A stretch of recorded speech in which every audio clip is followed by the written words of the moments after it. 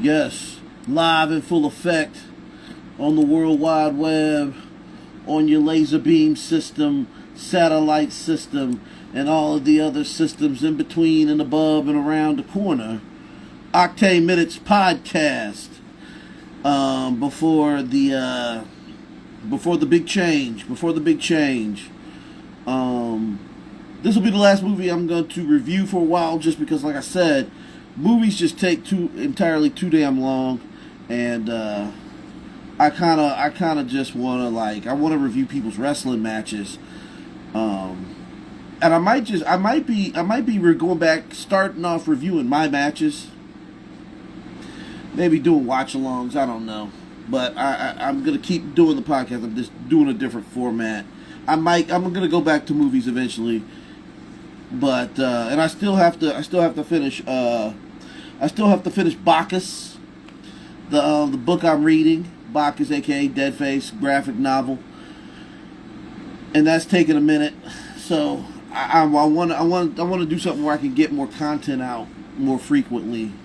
So that's why I will probably review movies, but I want some other stuff to up the tempo and the algos and everything. So Oktane Minutes, peace to the gods. You know what I'm saying? I am reviewing 1990 film, the sequel. I didn't even see the first one, and I should do this in tandem, so I'll probably eventually sometime in the future go back, do 48 hours, and do the now, which we're covering, another 48 hours, featuring starring Eddie Murphy, Nick Nolte, Byron James, Andrew Davidoff, and Ed Ross, but mainly starring Eddie Murphy and Nick Nolte. It's the sequel to the 1982 film 48 Hours.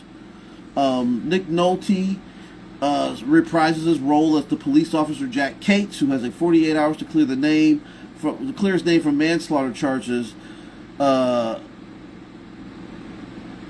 due to so he can be free.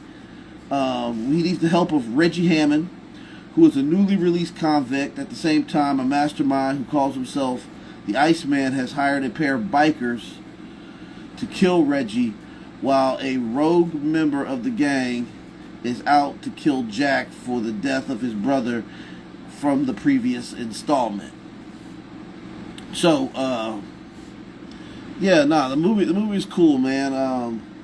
One of the dope tropes I like I said, there was a little issue going on, and then here comes Jack Cates. He goes to prison with Eddie Murphy, and the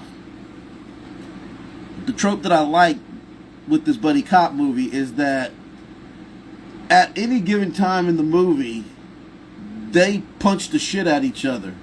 So the beginning, when he's going to get Eddie Murphy and asking him to help him out, they're talking, and it's really about this missing $400,000 that Eddie Murphy felt entitled to and wanted to get. So while they're talking about will you help? He's like, yeah, sure. He goes, oh yeah, one more thing. So he takes his basketball and flicks it in dude's face and busts him upside the chops. So this is kind of like, this Eddie Murphy was kind of like an Axel Foley. So they're working on the release, and then they have these two bikers. So I'm gonna go through the cast. So Byron James, he was the Iceman. He died in '99. Okay.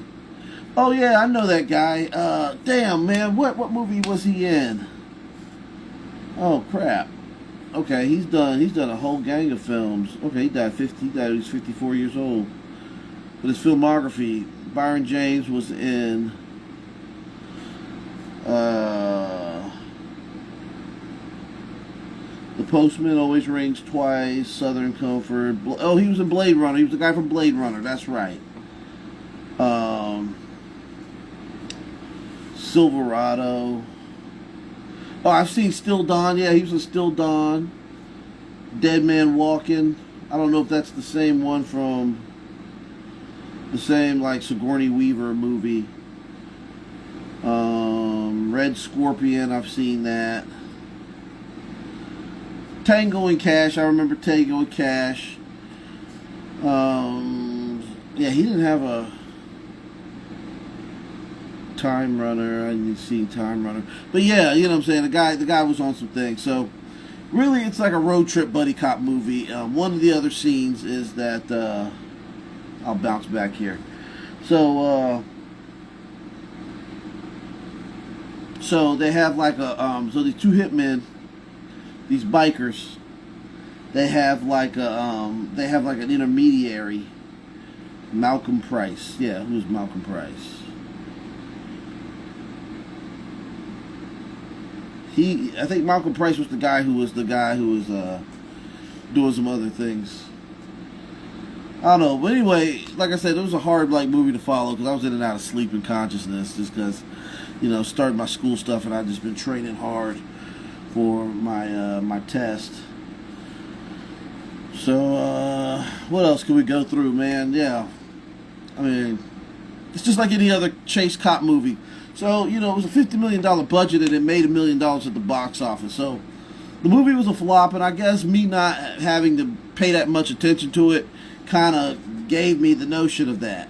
But then again, probably trying to watch this movie, I'm not saying it was a bad movie, but me trying to watch this movie probably was the indicator that it was a $1 million box office with it was a flop at the box office. So, I want to look at the reception. Yeah, the film, okay, it opened, well, actually, you know what? I'm lying. I'm capping.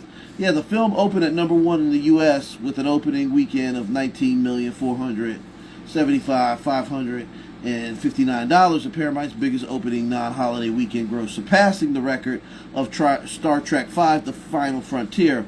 Overall, it grossed more than, I'm over here lying. I should have just read the thing. This is what happens. You Republicans just do some research, and you know what you're talking about, so don't talk on black culture. See what I did? I'm talking about something I ain't know about, and now, look at me. I'm a whole ass H. Anyway, going back. It sold better than Star Trek V. Foreign markets, it did $153 million. However, it was considered a box office disappointment. Matter of fact, I was not lying. I lied on myself lying. It was a flop because the film was so costly and the profits were minimized. Murphy accused Paramount of not spending enough on advertisement and changing the release date. Paramount countered the alleged that Murphy did not spend enough time promoting the film. This led to tensions in the long-running relationship between Murphy and Paramount. The critical response is on Rotten Tomatoes. The film holds an approval rating of 19 based on 36 views, with the rating average of 4.3 out of 10. The website's critics' consensus read that even in The Return of Eddie Murphy and Nick Nolte, director Walter Hill can't hide the lazy patchwork quality of Another 48. I guess that makes sense. It was just kind of like a lot of shit in there. There was a scene where, I like the bus scene where the bikers that popped up were cool. They had a good look. Dude with the teardrop and the other guy, they were like dark, ominous figures. And then there's an assassination attempt. And I remember in the movie, there's this other black convict that was in there who had all this information. But then he stands up and he's like, "Pay your debt." And then there's nothing to that. You never saw it through or nothing. Okay, so the weighted average score is 23 out of 100 based on 13 critics indicating generally unfavorable reviews. The audience poll that CineScore gave the film an average of an A- on a A+ to A F scale. Vincent Canby of the New York Times, he was around for a long time, man. He did Licorice Quartet. Said it was as much as a star vehicle for Mr. Murphy as The Gorgeous Hussy was once for Joan Crawford. Joan Crawford's name isn't idly invoked, but you have to go back to the old MGM days to find movies that, with every gesture, let the audience know that it was watching a star. Canby continued, though the body count is high,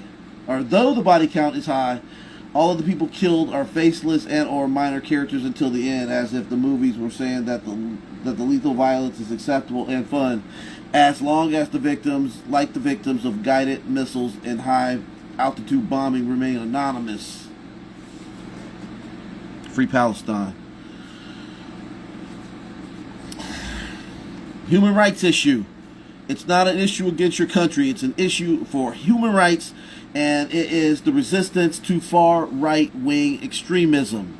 I'm jumping the gun, okay? So, yes, your country is not the issue. It is the ideology on which your country and your government and military has adopted. The far right, Israel, is the problem. So, yeah.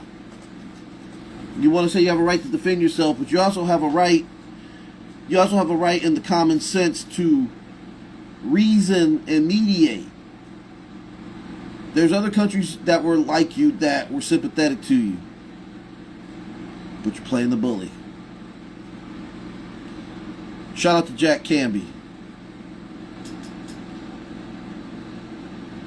The Los Angeles Times critic Peter Rayner called it a crude rehearsing of the high points of the first film. Rayner singled out the director Hill, who said, surely recognizes the hollowness of what's going on here. He tried to ram through the muddled expositions as quickly as possible. Existentially, the film is a wall-to-wall mayhem with more shots of hurled bodies shattering windows than I've ever seen in a movie. So I guess it was just, the guy was doing a money grab and it was gratuitous. And like I said, I sat and watched the movie and I tried. I just remember there's a plot, the guy trying to clear his name, and then there's just a lot of wall-to-wall action. And then the trope of Nick Nolte, this is what I remember from the film when I first saw it in the 90s. The trope was Nick Nolte and Eddie Murphy taking off on each other at random parts of the film because they're playing this get back. He goes, "Why'd you hit me?" He goes, "Nigga, you hit me." You know, because Nick Nolte punched him. And then Nick Nolte got shot at, but he had a vest on, so he was slick. And the other part was like, this is the other part that made it funny. Like, they were talking about this money, and then Eddie Murphy's like, "Yeah, when'd you get shot?" He goes, "Yeah, I got hit right here with the vest on." And Eddie Murphy punched him in the chest, and then punched him in the face, and then punched him in the chest. And said, "Yeah, that's for punching me behind the car." But, yeah, this is not going to be a long run. It's not going to be a long run.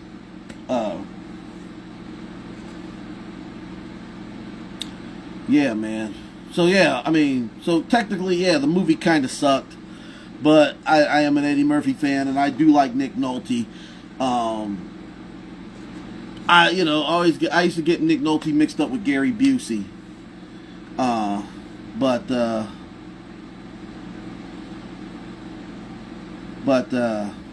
Yeah.